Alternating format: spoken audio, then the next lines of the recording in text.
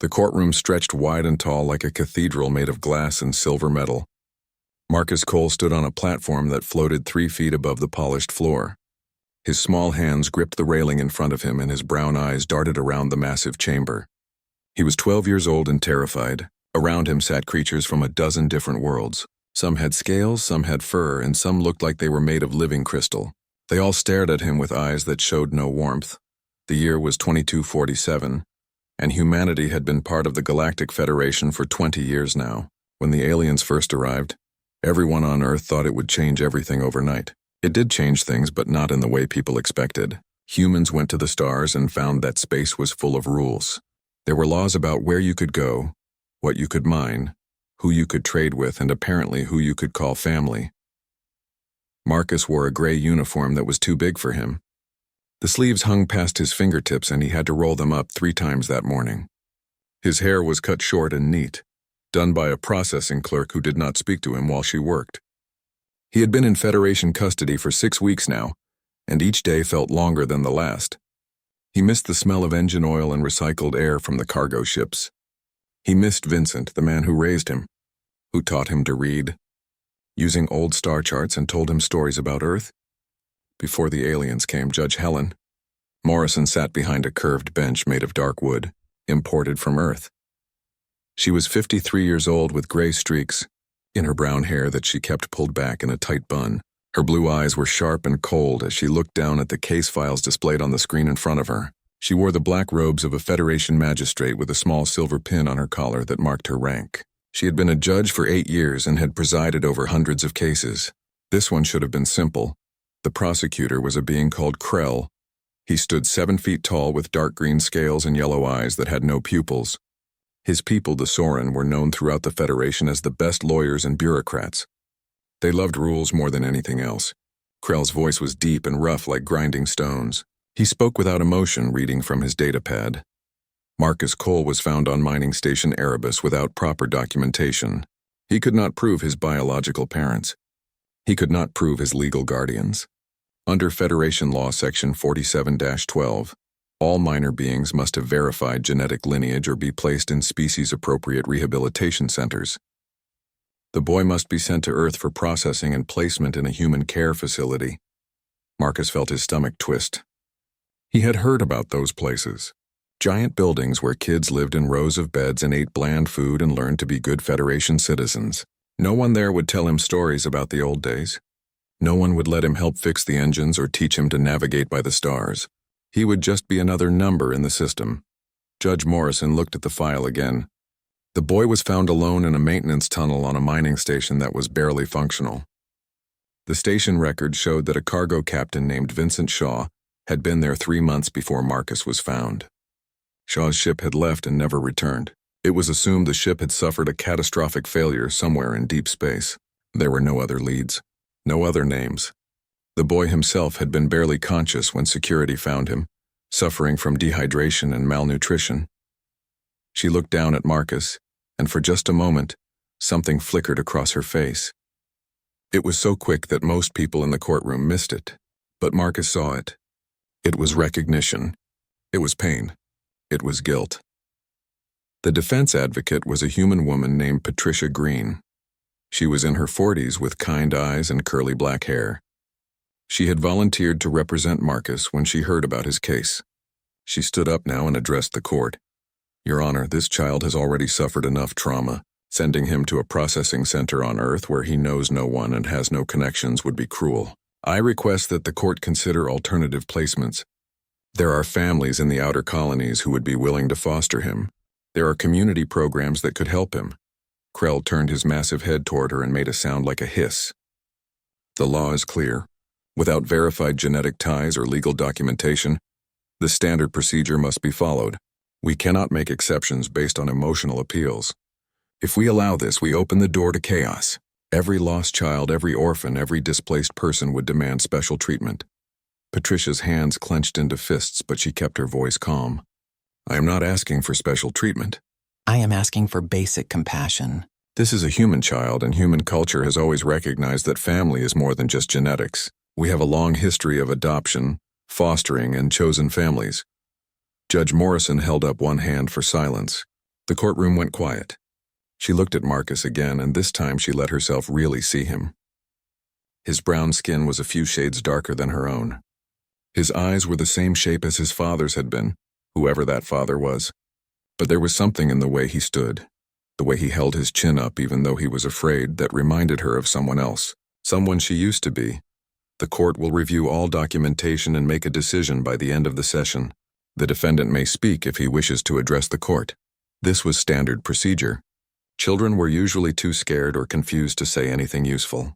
Most just cried or stood in silence. The court would review the facts, apply the law, and move on to the next case. Helen Morrison had done this dozens of times before. She expected nothing different today. Marcus took a breath. His heart was pounding so hard he could hear it in his ears. He had been thinking about this moment for weeks, ever since they brought him to Unity Prime Station, ever since he saw her name on the court docket. He had not been sure at first. It had been so many years, but when he walked into the courtroom and saw her sitting there, he knew. He remembered her face from his earliest memories.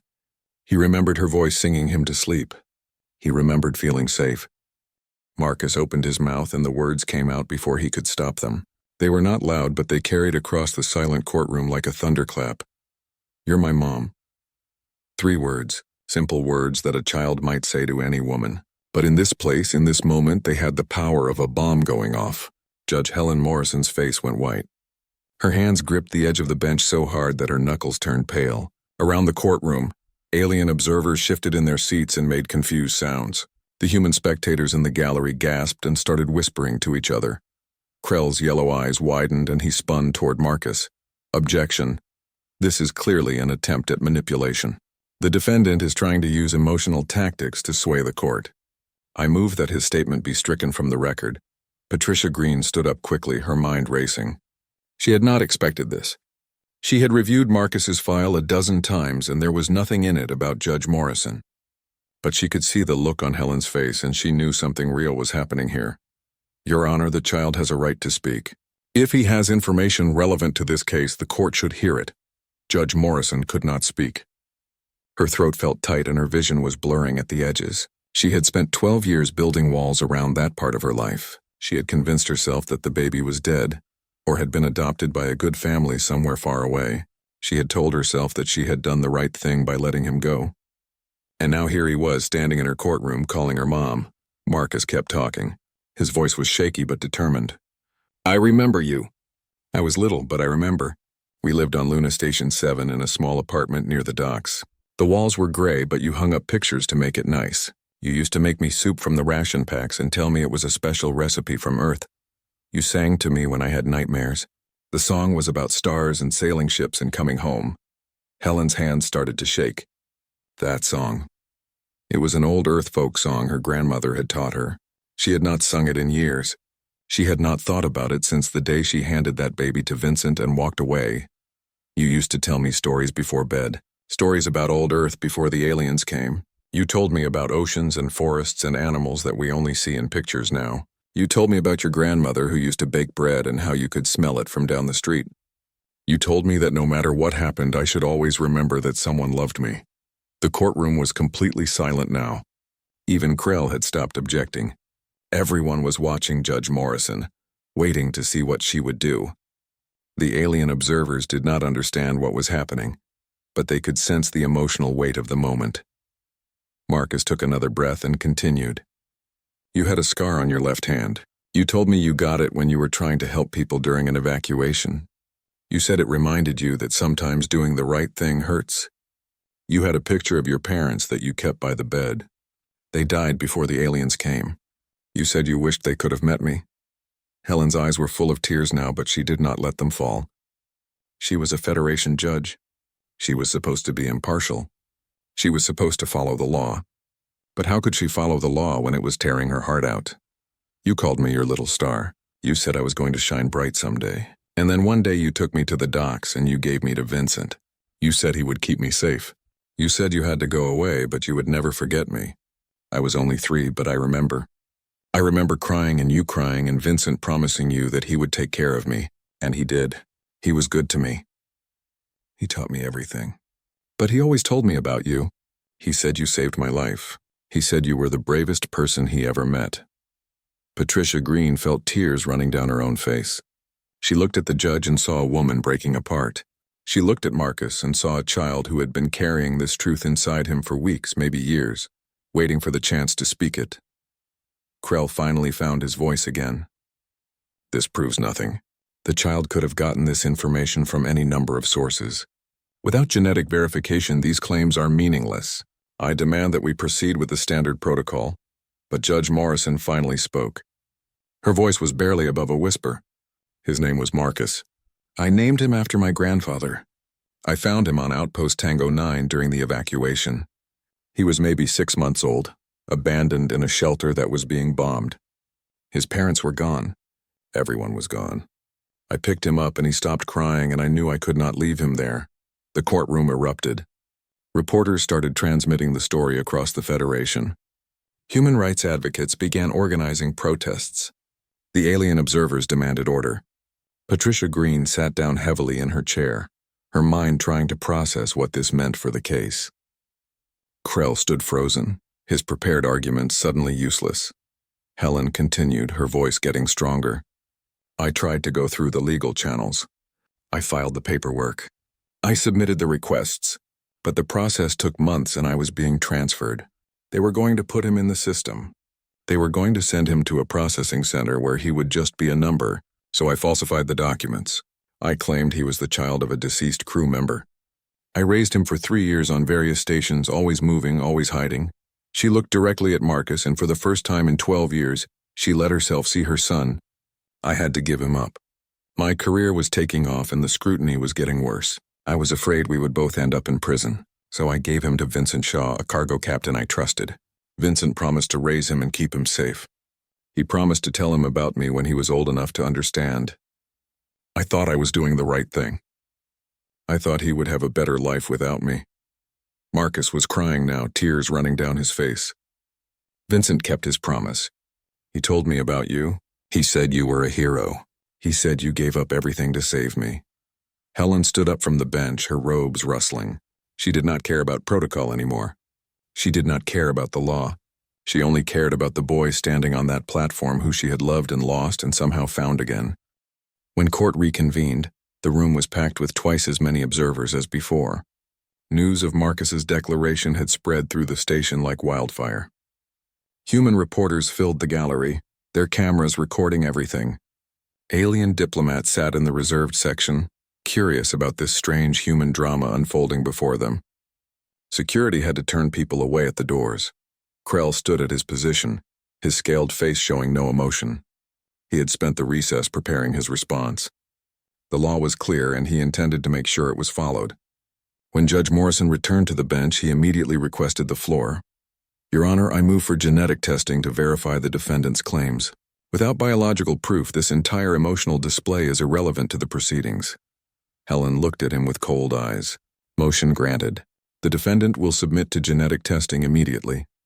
Marcus was taken to a medical bay where a technician drew blood and collected a genetic sample. The process took less than 10 minutes. The results came back within the hour. As everyone expected, they showed no biological relationship between Marcus Cole and Helen Morrison. The numbers did not lie. They were not related by blood.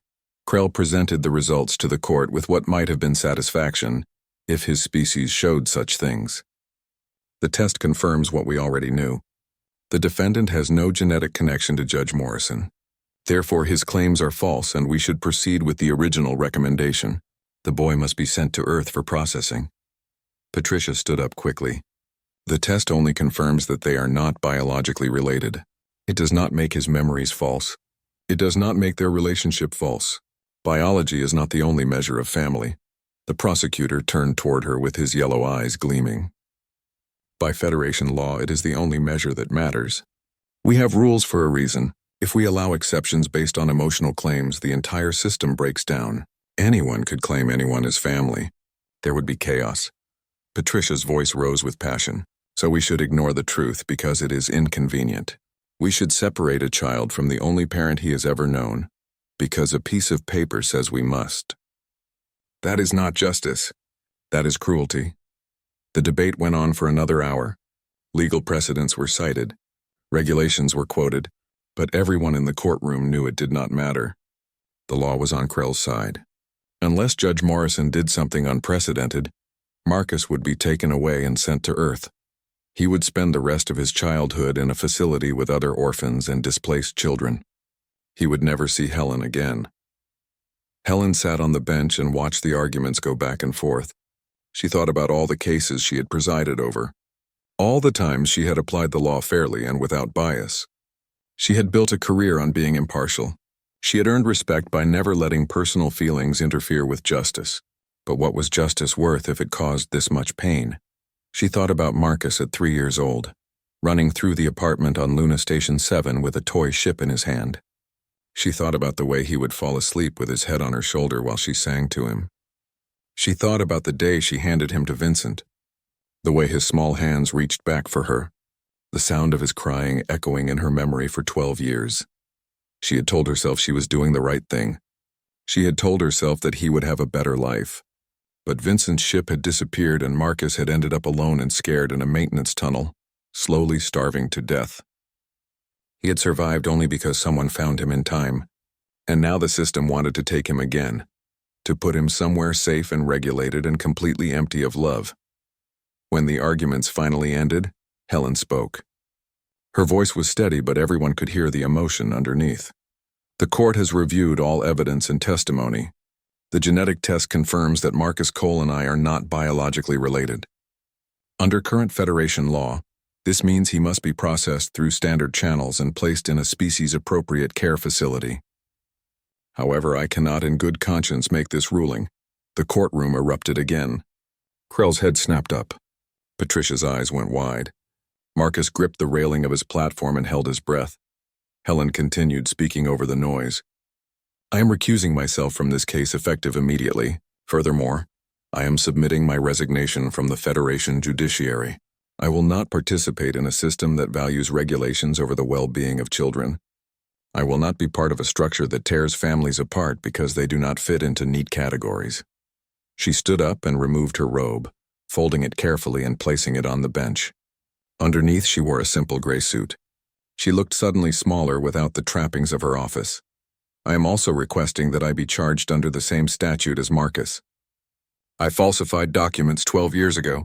I illegally claimed guardianship of a minor. I violated Federation law to keep that child safe. If Marcus is guilty, then so am I. We should face the consequences together. The room went silent. Even Krell seemed taken aback by this development. No one had expected a Federation judge to resign in the middle of a case. No one had expected her to demand her own prosecution. Patricia was already on her feet. Your Honor, you cannot do this. You have done nothing wrong. Helen looked at her with sad eyes. I have done everything wrong. I abandoned my son because I was afraid of losing my career. And now that I have a chance to make it right, I am not going to hide behind my position. I am not going to let him face this alone. Krell recovered his composure. This changes nothing. The law still applies. Another judge will be assigned and the outcome will be the same. Helen stepped down from the bench and walked toward Marcus's platform. Security moved to stop her, but she waved them away. She stood in front of her son and looked up at him. I am so sorry. I should never have left you. I should have fought harder. I should have chosen you over everything else. I failed you once, but I will not fail you again. Marcus's face crumpled and tears streamed down his cheeks. He reached down and Helen took his hand. They stood there in the middle of the courtroom, mother and son, while the galaxy watched and tried to understand. Within hours, the story had spread throughout the Federation. Human colonies everywhere were talking about the judge who gave up everything for a child who was not even hers by blood. Social media exploded with opinions. Some said Helen was a hero. Others said she was a criminal who should be prosecuted to the full extent of the law. But everyone agreed that something had to change. The system that created this situation was broken. The law that forced this choice was wrong, and humanity was not going to accept it anymore. The court had to recess for 2 hours while everyone tried to figure out what to do next. Helen Morrison sat in her chambers with her head in her hands. The walls were covered with certificates and awards from her years of service. She had built a reputation as one of the fairest and most respected judges in the Federation. And now it was all going to come crashing down because of one choice she made 12 years ago. Patricia Green came to see her. She knocked softly on the door and entered without waiting for an answer. Helen did not look up. "You should have told someone. You should have told me when I took the case." Helen laughed, but there was no humor in it. "What would I have said? Hello, I am the judge assigned to this case, and also I might be the boy's illegal guardian from when he was a baby." That would have gone over well. Patricia sat down across from her. "Tell me everything. If we are going to fight this, I need to know the whole story." So Helen told her. She talked about the war that nobody called a war. It was a corporate conflict over mining rights on the outer colonies. 2 megacorporations had hired private armies and turned 3 planets into battlegrounds. The Federation had officially condemned it, but did nothing to stop it. Helen had been a relief worker back then, fresh out of university and full of idealism. She thought she could make a difference. She described Outpost Tango 9, a civilian shelter that was supposed to be neutral ground, but when one side accused the other of hiding military supplies there, they bombed it anyway. Helen had been on a transport that arrived right after the attack. The building was destroyed and fires were burning everywhere. She had gone in with the rescue team to look for survivors. I found him in what used to be a nursery. The ceiling had collapsed, but somehow it had formed a pocket that protected him. He was lying in a crib, crying but unhurt. There were 3 other cribs in that room. They were all empty. I picked him up and he grabbed onto my shirt and stopped crying. Just like that. Like he knew I would keep him safe. Patricia listened without interrupting. Helen continued, her voice distant as she remembered. "I tried to find his parents. I checked every database and every survivor list. Nothing. The shelter had been housing refugees from 3 different planets. The record-keeping was a mess. Half the people there were undocumented. I filed reports. I submitted forms. I did everything by the book. But the system moved so slowly and I was being reassigned to another colony. They told me he would be sent to a processing center until they could verify his identity. Do you know what those places were like back then? They were warehouses. Children sleeping on floors. Not enough food. Not enough medicine. I could not let that happen to him, so she had made her choice. She falsified documents claiming Marcus was the son of a crew member who had died in the conflict. She used her connections to push the paperwork through quickly before anyone could look too closely. And for 3 years she raised him as her own. Those were the best years of my life. I know that sounds terrible given the circumstances, but it is true. He was such a happy child, curious about everything, always asking questions. I taught him to read using old books I bought from Earth. I showed him pictures of animals and oceans and mountains. I told him about the world I grew up on before the Federation changed everything, but it could not last. Helen's work with the relief organization led to a position with the Federation Diplomatic Corps. She was moving up quickly, and that meant more scrutiny, background checks, security clearances, audits of her records. Someone was going to notice that the paperwork for Marcus did not add up. Someone was going to ask questions she could not answer. I had to choose between my career and my son. I know how that sounds. I know what kind of person it makes me.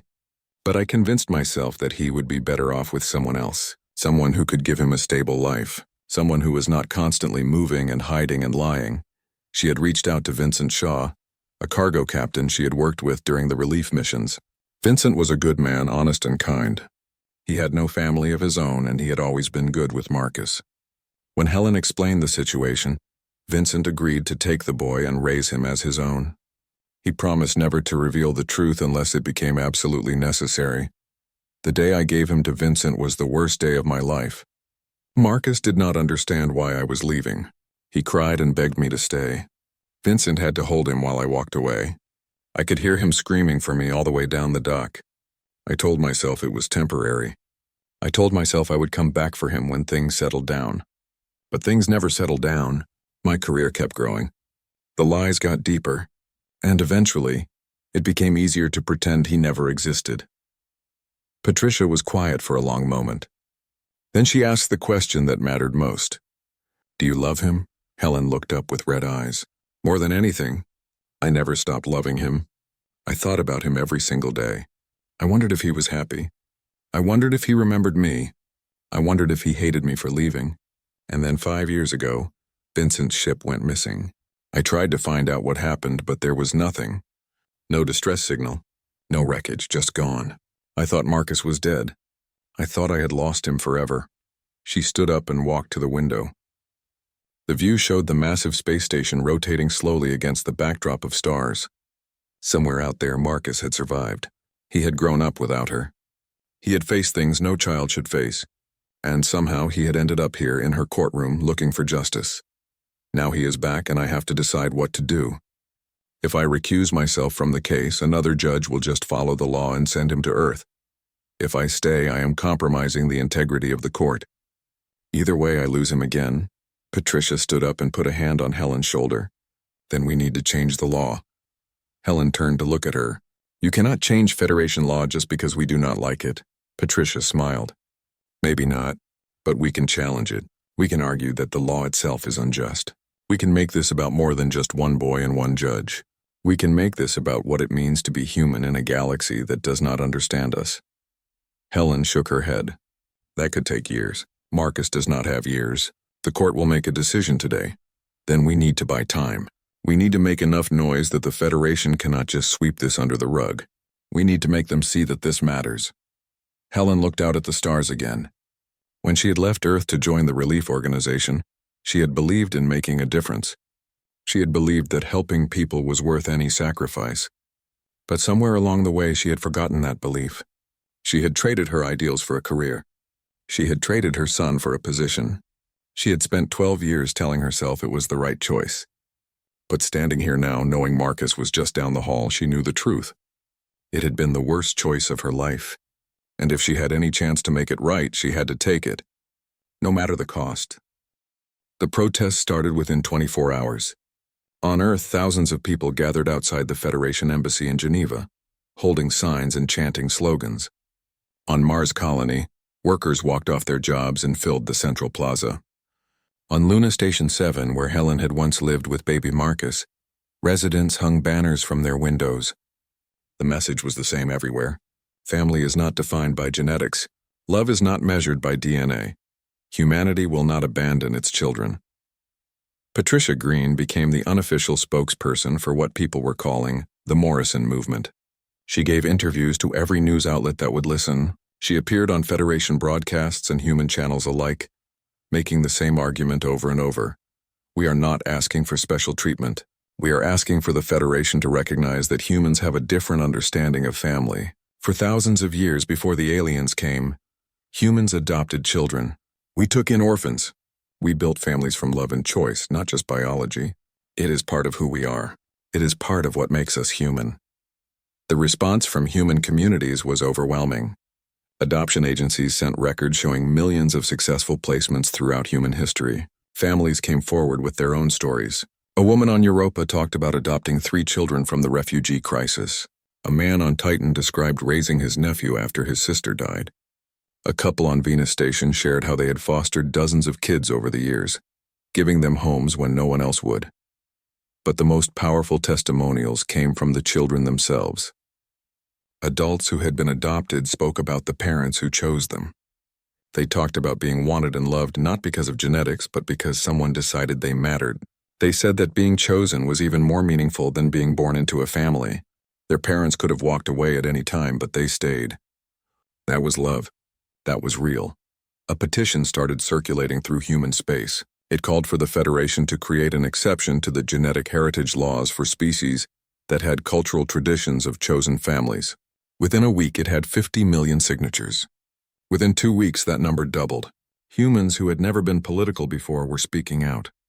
This was not about regulations or bureaucracy anymore. This was about identity. This was about who they were as a people. The alien members of the Federation watched all this with confusion and growing concern. Most species in the galaxy had very different family structures. The Soren, like Krill, were cloned from genetic templates and raised in group nurseries. The concept of individual parents was foreign to them. The crystalline collective reproduced by budding off fragments of themselves. Their offspring were literally pieces of their parents. The hive minds of Zentari had thousands of bodies controlled by a single consciousness. Family meant nothing to them because they were all one being. They struggled to understand why humans were so upset.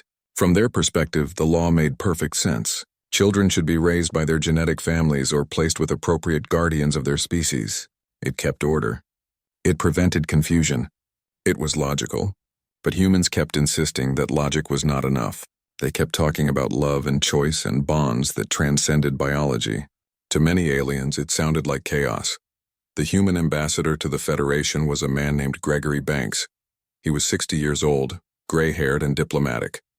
He had spent his career building bridges between humanity and alien species. He had worked hard to help humans fit into galactic society, but now he found himself in an impossible position. His government on Earth was demanding that he take a stand. Human colonies were threatening to withdraw from the Federation if the law was not changed. But the alien council members were resisting any modifications. Ambassador Banks called for an emergency session of the Federation Council. Representatives from every member species gathered in the Grand Chamber on Unity Prime. The room was circular with seats arranged in tiers, rising up like an amphitheater. At the center was a raised platform where speakers could address the assembly. Banks stood on that platform and looked around at the faces, both human and alien, watching him. He had prepared a speech, but when the moment came, he set aside his notes. He needed to speak from the heart. My fellow council members, we are at a crossroads. The case of Marcus Cole and Helen Morrison has exposed a fundamental conflict between human values and Federation law. I am not here to argue that our way is better than yours. I am not here to demand that you adopt our customs, but I am asking you to recognize that different species have different needs. He paused and took a breath before continuing. Humans have always been adaptable. We survived on a world that tried to kill us. We built civilizations in deserts and jungles and frozen wastelands. We went to the stars even though we knew we were not alone. We joined the Federation even though it meant changing everything about how we lived. We have compromised and adjusted and learned to fit into your systems. But there are some things we cannot compromise on. Family is one of them. A representative from the Soren species stood up. His name was Mardok, and he was one of the senior diplomats. His voice was cold and precise. Ambassador Banks, we understand that humans have emotional attachments to their customs. But the law exists for good reasons. Without genetic verification, how do we prevent fraud? How do we stop criminals from claiming children who are not theirs? How do we maintain order? Banks looked at him directly. We have systems for that. We have courts and investigations and social services. We have been managing adoption and foster care for thousands of years. We know how to protect children while still honoring the bonds they form with caregivers. What we cannot accept is a system that automatically rejects those bonds just because the DNA does not match. Another representative spoke up, this one from the Crystalline Collective. Her voice chimed like bells. But how do we know these bonds are real? Your species is capable of deception. A child might claim attachment to manipulate the system. An adult might claim a child for selfish reasons. Without biological verification, there is too much room for error. Patricia Green, who had been allowed to attend as legal counsel, stood up from the observer's gallery. With the council's permission, I would like to address that concern. The council leader, an ancient being from a species that looked like floating spheres of light, made a gesture of assent. Patricia walked to the platform and stood beside Ambassador Banks.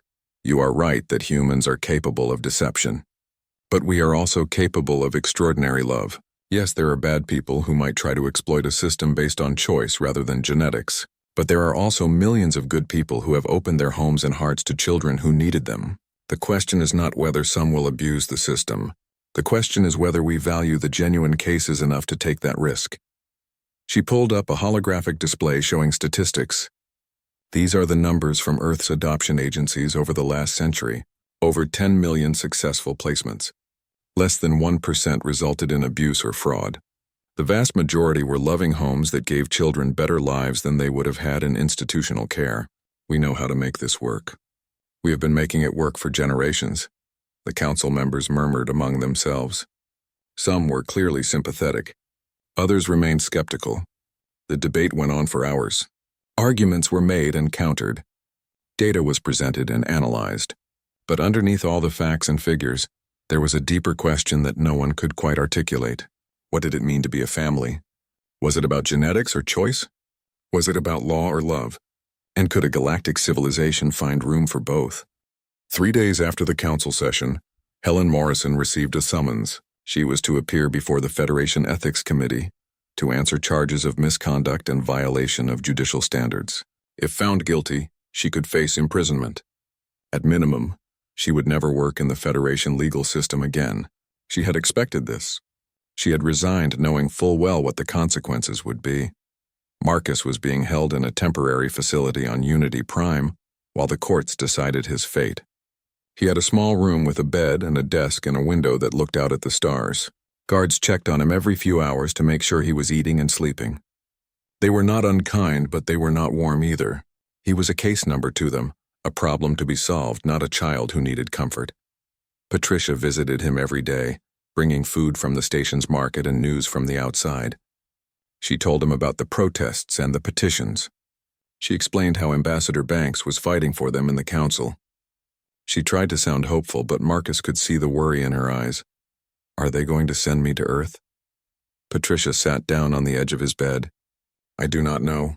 I am doing everything I can to stop it, but the law is very clear. Without genetic proof or proper documentation, they have grounds to process you through standard channels. Marcus looked down at his hands. I do not want to go to a processing center. I have heard stories about those places. They are not bad exactly, but they are not home either. You are just a number. Just another kid waiting for someone to want you. Patricia put her hand on his shoulder. Helen wants you. She has always wanted you. She gave up her entire career to prove it. That has to count for something. But what if it does not? What if the Federation does not care? Then we make them care. We make enough noise that they cannot ignore us. We show them that this is not just about one case. This is about who we are as humans and whether our values matter in this galaxy. The Ethics Committee hearing was held in a smaller chamber, but it was no less intimidating. 3 judges sat behind a long table, their faces stern and impassive. They represented different species and different legal traditions, but they all agreed on one thing. Rules existed for a reason, and breaking them had consequences. Helen sat alone at the defendant's table. Patricia had offered to represent her, but Helen declined. This was something she needed to face on her own. The charges were read aloud and they were damning. Falsification of documents, illegal guardianship of a minor, abusive position, compromising judicial integrity. Each one carried serious penalties. The lead judge, a human woman named Claire Foster, looked at Helen with cold eyes. Helen knew Claire from professional conferences. They had been friendly once. Now Claire looked at her like a stranger, like someone who had betrayed everything they both stood for. Judge Morrison, you have served the Federation with distinction for many years. Your record is exemplary. That makes your actions in this matter even more disappointing. You had a duty to uphold the law, not to break it for personal reasons. Helen met her gaze steadily. I understand that I violated Federation regulations. I am not trying to excuse my actions, but I would make the same choice again. That child was going to die if I left him in that shelter. The system was not going to save him. I did what I had to do. Claire's expression did not soften. Many people believe they have good reasons for breaking the law. That does not make it acceptable. If everyone decided which rules to follow based on their personal feelings, there would be no order. There would be no justice. Helen leaned forward. With respect, Judge Foster, I disagree. Law without compassion is not justice. It is just tyranny with paperwork. Yes, we need rules. Yes, we need order. But we also need to recognize when those rules cause more harm than good. The current system failed Marcus. It failed me. And it is failing thousands of other humans who do not fit into the neat categories that aliens created. The second judge, a Saran named Kelvik, spoke up. The law applies equally to all species. We cannot make exceptions just because humans feel emotional about certain issues. Helen's voice rose with passion. This is not about emotions. This is about survival. Humans have always relied on chosen families to thrive. We adopted orphans. We took in the displaced. We built communities based on loyalty and love, not just genetics. It is how our species survived on Earth, and it is how we will survive out here. If the Federation cannot accommodate that, then the Federation is not fit to govern us. The room went silent. Helen had just said what many humans were thinking, but few had the courage to speak aloud. The Federation was supposed to be a union of equals, but increasingly it felt like humans were expected to give up their identity to fit into alien systems. They were expected to compromise their values for the sake of galactic harmony, and many were starting to wonder if the cost was too high. Claire Foster's face was unreadable. Those are strong words, Judge Morrison. Are you suggesting that humanity should withdraw from the Federation? Helen took a deep breath. I am suggesting that the Federation needs to change. We joined because we believed in a united galaxy where all species could work together. But unity should not mean uniformity. We should be able to maintain our cultural values while still being part of something larger. If that is not possible, then yes, we need to reconsider our membership.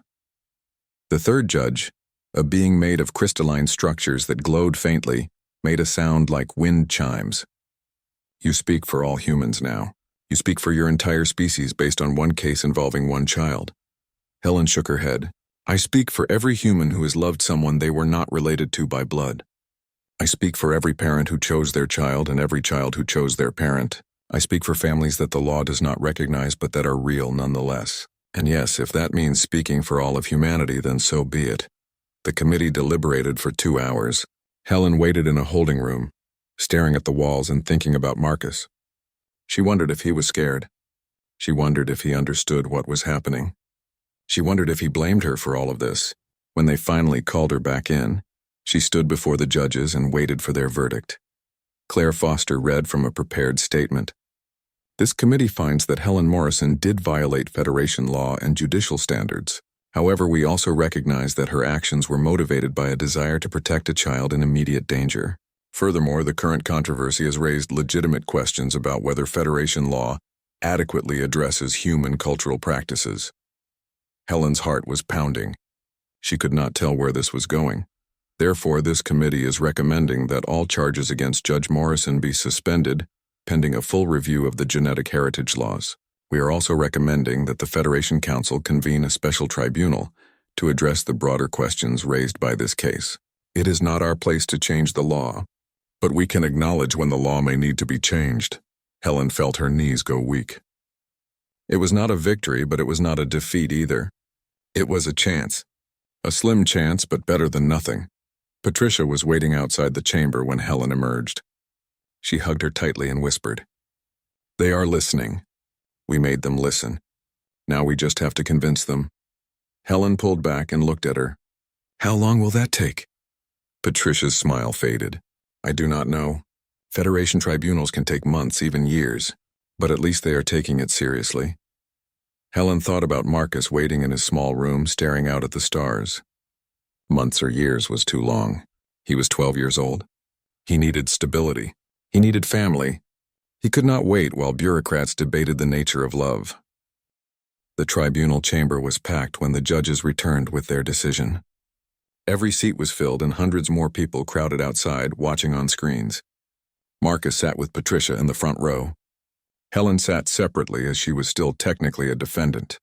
They could not look at each other because it hurt too much. If the tribunal ruled against them, this might be the last time they were in the same room. The lead judge was the being from the hive mind species. Its name was unpronounceable in human languages, so everyone just called it Unity. It had spent the longest time deliberating, consulting with the thousands of minds that made up its consciousness. Now it stood at the center platform and prepared to deliver the verdict that would shape the future of human families in the Federation. This tribunal has been tasked with answering a question that goes to the heart of what the Federation represents. Can we create a society that honors the values of all member species while maintaining order and justice? The answer we have reached is both simple and complex. Yes, but only if we are willing to grow. The chamber was absolutely silent. Everyone held their breath. Unity continued, its multiple voices speaking as one. The current genetic heritage laws were written with good intentions. They were meant to protect children and prevent fraud. But they were written without fully understanding how humans form families. They did not account for adoption, fostering, or the bonds of choice that humans have practiced for millennia. In trying to create universal standards, we inadvertently erased an essential part of human identity. Marcus felt Patricia's hand grip his own. He could see Helen across the room, sitting perfectly still, her face pale. Therefore, this tribunal creates a new provision in Federation law called the Cultural Family Recognition Act. This act allows member species to define family according to their own cultural standards, provided 3 conditions are met. First, both parties must consent to the relationship. Second, the arrangement must be verified by appropriate cultural authorities from that species. Third, there must be no evidence of harm or exploitation. The human observers started to murmur with hope. The alien observers looked uncertain, trying to understand what this meant. For humans, this means that adoption, fostering, and other forms of chosen family will be legally recognized by the Federation. Humans will establish their own review boards to verify these relationships, using the standards and safeguards they have developed over their history. Other species may also apply for similar cultural exemptions if their family structures do not align with genetic standards. Unity paused and looked directly at Marcus. In the specific case of Marcus Cole and Helen Morrison, this tribunal finds that a genuine family bond exists. Helen Morrison saved Marcus's life and raised him during his formative years. Vincent Shaw continued that care with Helen's consent and knowledge. When Vincent could no longer provide care, the bond between Marcus and Helen remained. They are family by every human standard that matters. Helen's hands were shaking. Tears were flowing freely down her face, but she did not bother to wipe them away. Therefore, Marcus Cole is legally recognized as the adopted son of Helen Morrison, pending completion of formal adoption procedures through human cultural authorities. All charges against Judge Morrison are dismissed. Her actions, while technically in violation of the laws as they existed, were consistent with human moral standards that the Federation failed to accommodate. She will be offered reinstatement to the judiciary if she wishes, though that decision is hers to make. The chamber erupted. Humans were cheering and crying and hugging each other. Some of the alien observers were making sounds of approval in their own languages. Others still looked skeptical, but they had been outvoted. The decision was made. Marcus jumped up from his seat and ran toward Helen. Patricia did not try to stop him. Security did not intervene. He crashed into her and she wrapped her arms around him, holding him tighter than she had ever held anything in her life. They were both crying and laughing at the same time. "I am so sorry. I am so sorry." Marcus buried his face in her shoulder. "I know, Vincent told me. He said you loved me so much that you gave me up to keep me safe. He said that was the hardest kind of love." Helen pulled back and looked at her son. "I never stopped thinking about you. Not for one day. And I promise I will never leave you again. Whatever happens, we face it together." Marcus nodded, unable to speak. They stood there holding each other while the courtroom celebrated around them. Patricia watched with tears in her eyes. Ambassador Banks was shaking hands with the human tribunal members. Even some of the aliens were approaching to offer their congratulations, trying to understand this strange human custom of hugging. Over the next few weeks, the Cultural Family Recognition Act was implemented across the Federation. Human colonies established review boards to verify adoptions and foster placements. The process was not perfect and there were disagreements about standards and procedures, but it worked. Families that had been separated were reunited. Children in institutional care were placed with loving homes. The system finally recognized what humans had always known. Family is not about where you come from, but about who loves you. Helen did return to the judiciary, but in a different capacity. She became a specialist in cultural family law, helping to implement the new provisions and training other judges on how to apply them fairly. She traveled across human space, giving lectures and workshops, making sure that no other family would be torn apart by laws that did not understand them. Marcus grew up in the public eye. He became a symbol of the new Federation, one that valued diversity not just in biology but in culture and values. He studied law and diplomacy, determined to help other species navigate the complex intersection of tradition and regulation. When he was old enough, he joined the Federation Diplomatic Corps. 20 years after that day in the courtroom, Marcus stood before a tribunal as an advocate, not a defendant. He was representing a family from another species, one whose bonding practices were not based on genetics but on ritual and choice. The case was similar to his own, just with different details. And sitting on the bench, older but still sharp-eyed, was Judge Helen Morrison. She listened to his arguments with a slight smile. She was proud of the man her son had become. She was proud of the advocate he had grown into.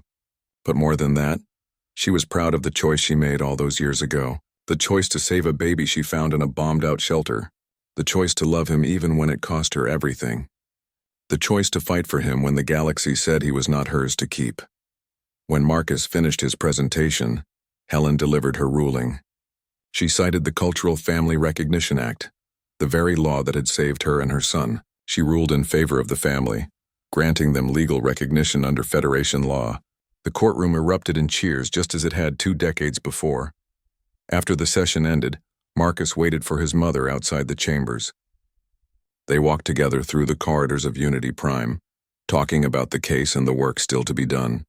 There were so many species in the Federation and so many different ways of building families. The Cultural Family Recognition Act was a start, but it was not the end. There would always be new cases, new challenges, new opportunities to expand what the galaxy understood about love. They reached the observation deck and stood looking out at the stars. Somewhere out there was Earth, the world where humanity began. Somewhere out there were colonies full of families in all their beautiful diversity. Biological families and adopted families and foster families and chosen families. All of them real. All of them valid. All of them protected now by laws that finally recognize the truth. Helen put her arm around Marcus's shoulders. He was taller than her now, a grown man with his own career and his own life. But he would always be her little star. I am proud of you, Marcus. Not just for what you do, but for who you are. You taught the galaxy something important that day in court. You showed them that family is not defined by genetics or laws or anything external. It is defined by love. And love is the strongest force in the universe. Marcus smiled and looked at his mother. I learned that from you. You showed me what it means to choose someone and never let them go. You gave up everything for me. Helen shook her head. I did not give up anything. I gained everything. You are my son. You have always been my son. And that is worth more than any career or position or anything else in this galaxy. They stood there together, mother and son, looking out at the infinite expanse of space. The Federation was vast and complex, full of species that thought and lived and loved in countless different ways. It was messy and sometimes frustrating and often confusing, but it was also beautiful. And humanity had made it better. Not through their technology or their warfare or their clever engineering.